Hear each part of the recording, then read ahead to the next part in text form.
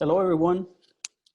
I hope everybody's doing okay. My name is Rolando Orellana. I work for the Center for Urban Ag, and I am the urban water management agent that work throughout the states and focus on urban irrigation and urban water issues.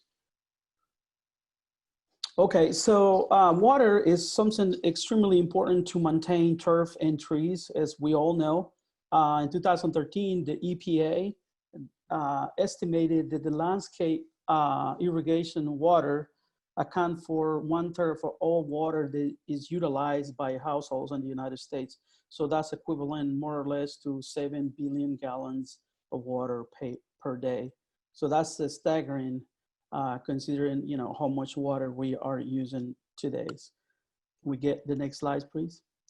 So out of that, so much water that is utilized, expert estimates that 50% of commercial and residential irrigation is waste due to evaporation, runoff, or overwatering. We all know that our soil here in the state of Georgia, we have clay, and that it causes a little bit of problem with water infiltration. So when we start and turn on the system, you can see water run off and 10, 15 minutes later. So that becomes a problem. So we have a lot of waste. And today we start to thinking about having more environmental conscience so we can protect the resource as a whole. Next slide. So one thing we need to consider when we're going to be installing a new landscape or a new turf grass or trees, or even in the event we already have it installed, irrigation system will work only if we have a good water source. And what is our water source? It can be a lake, it can be a well. Especially in the rural areas, most of the people get water in their houses with a well, but in urban areas like Atlanta and Valdosta and other big urban centers, we use from our municipalities. So that's important, and knowing that this water tap or that water source we have will give us the water to go utilize in the house. A lot of times we use that same water meter or that same water system goes into the house to irrigate our landscape. That can be a little a problem over time if we are living in areas where water it is expensive and it becomes more expensive every day. So there sometimes there is a need to have a specific water meter to be utilized for your irrigation system. And the reason is because you normally in the United States, a household uses around 5,000 gallons of water. If there's more than that, the price of the bracket goes more. So people will be paying more for their water. But the issue is that they will be paying 5,000 gallons of water for that water to be driven out or for sewer. So if you have a dedicated system, you will not be paying for that 5,000 extra gallons of water that is being sent through the sewer lines. So new meters in the city of Smyrna, for example, will cost around $1,200. And Decatur will be around $3,500. And then depending on the municipality, it will have different prices. So homeowners need to understand how much they will be investing and how much they will be able to get back over time. The irrigation type. The irrigation type is extremely important to know that when it comes down to trees, drip irrigation will be the best because we will be bringing the water to the site, to the area where it's needed. And it's not going to be, if it would be in a sprinkler or overhead system, we're not going to be wasting a lot of water, watering the trees. When it comes down to turf will definitely have to go with overhead or sprinkler systems. That is no other way. We definitely cannot use any drip system for or turf. So a sprinkler system will have to be the system that we're going to use. there is a number of landscape companies and irrigation companies that can help you out with that. There is a lot of system that you can do yourself.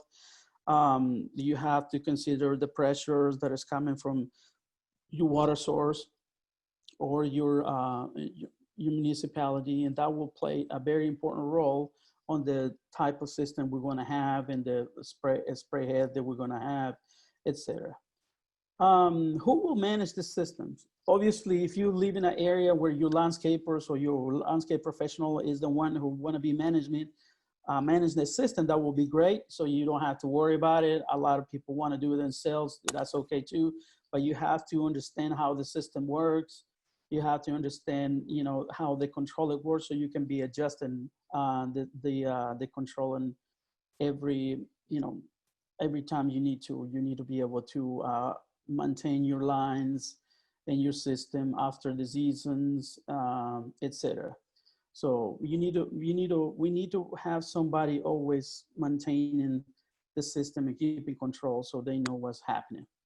The water regulation, that is a very important thing. After the big drought in 2007 and 8, a lot of the industry, universities and the government manufacturers came together and created the big Georgia Water Stewardship Act, which is give us a big, very clear guidelines. So when we are in a severe drought, what will be the regulation to follow to preserve the water. So obviously is the Georgia EPD, the Environmental Protection Department, are the ones who provide those guidelines and those drought levels. Obviously, if you have irrigation systems in your landscape, you need to know that it's properly working. There is a system that has been in place for so many years and they have not been maintained. And as extension agents, we get a lot of calls from people saying, hey, my water in my far end of the landscape area is not getting enough pressure, it's not getting enough water.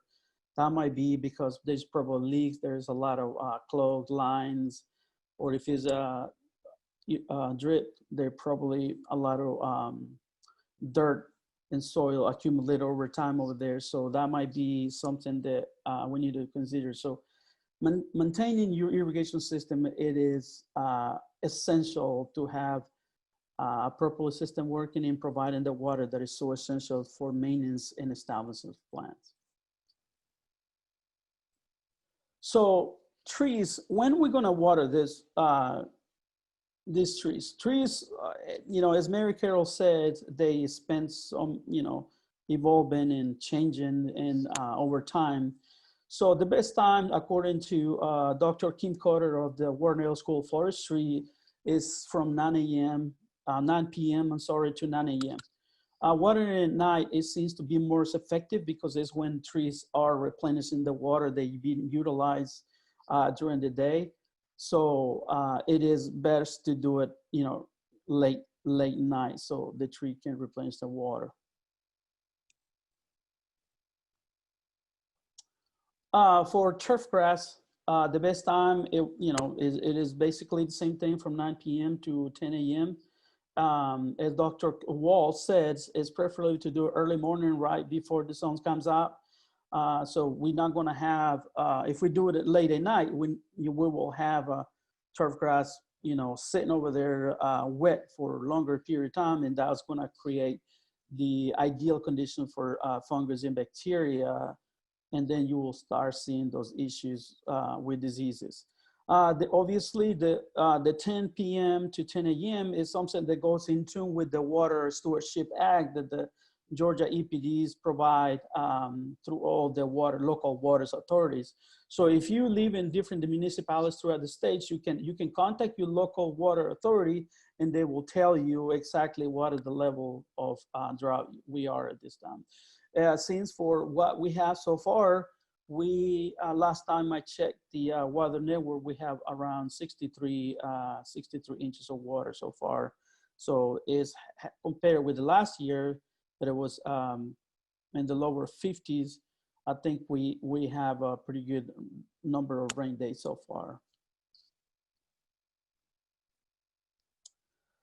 So how much water we're gonna have? I mean, there's not rule of thumb, because as we say, trees are growing and maturing and utilizing more water and more space and everything. So everything changes over time. But if we wanted to do this, to say something, I think 1 to 2 inches of water per week should be enough to keep a tree really healthy. And remember, this can change also when, depend on, how severe the drought is or how severe the deficit we have. But as trees mature, they probably will be utilizing more water. And then trees will establish, it says, the 3 to 6 months, depend on how much the maintenance of how much water and all the practices that we have to provide to the tree to establish. But I think it's 3 to 6 months, and eventually we'll have to just do watering weekly. But in the first at least 3 months, we'll have to do it daily, and we'll have to do water infrequently in at least between 12 and 18 or even 24 inches deep, so we can have and provide enough water for the trees to maintain healthy. Remember, trees will not just immediately provide signs of water stress. Trees will take a little longer than that because they're bigger plants, so they will eventually show those signs, but they will not do it immediately. Grass, at UGA, we recommend, we're telling everybody this 1 inch per week. That can change to depend of the season, but that is probably the most accurate in terms of water. I think a UGA literature says that around 10 to 12 days, or 15 days, that's when you will start seeing signs of water distress if you're not water. So so many water days we have so far in the state, I don't think we should worry about right now, but we have a good amount of water. But if you have a week that we don't have a lot of rain or any signs of rain, then we will have to be turning off the system. A lot of the companies, including the Home Depot, Lowe's, or all the other big companies that are in this business, sometimes they give free those water gauges, so you can utilize to measure the precipitation or how much water rain we had. That will give you a pretty good indicator, how much water you have for this particular week, and then decide whether you want to use the irrigation system or not. That's why it's important for homeowners to take control of the irrigation system and be able to know how to work the controlling so they can turn it off. A lot of the irrigation system right now, they have the controllers, and you can use it in the smartphones, and you can turn off the system from your phone, and will be more easier than go back in the back of your house and turn off the system that sometimes most people don't know how to use. But in general, 1 week, 1 inch per week, that should be enough. Obviously, like Dr. Wall says, it will depend a lot of, how much is the air circulation that we have in the area, how many trees, how much light, sun access. So that's going to play a very important role in how much water we're going to use or not need.